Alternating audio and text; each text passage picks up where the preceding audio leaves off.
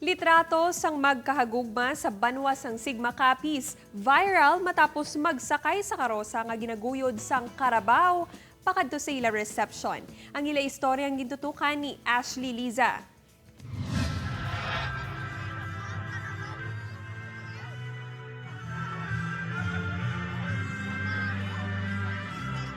Ginsugata sang matunog nga pagpamalakpak kag masadya ngayohom ang newlywed nga ini sa barangay Bangon-Bangon, Sigma Capiz. Hindi lang bangod pareho nga matahom ang groom kag bride, kundi bangod sa ila pinasahi nga ride. Sa baylo puti nga bridal car, karosa nga ginaguyod sang Carabao ang ginsakyan sang magkahagugma. Sa pihak sini, all smiles ang mag-asawa. Sino man abi ang indi kun ang kasal nga imo lang sadto ginahandom, nadayon gihapon bisan pa ang dalan lutakon. Istorya sa mag-asawa, matapos ang ila kasal sa simbahan, nagdesisyon sila nga magsakay na lang sa karosa sa tuman kalutak sang dalan padulong sa ila reception.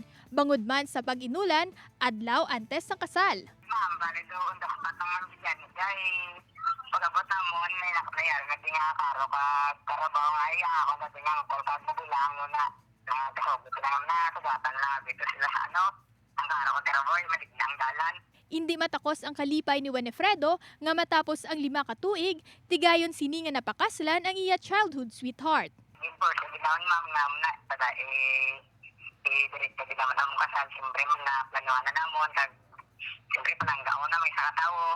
Wala naglaom ang magkahagugma nga sa ila pagsakay sa karosa, ang ila kasal nag-viral pa.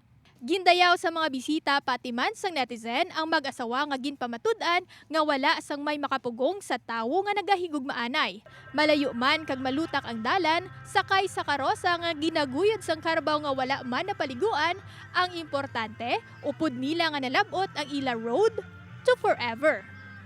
Balita halin sa Sigma Capiz, Ashley Liza, One Western Visayas.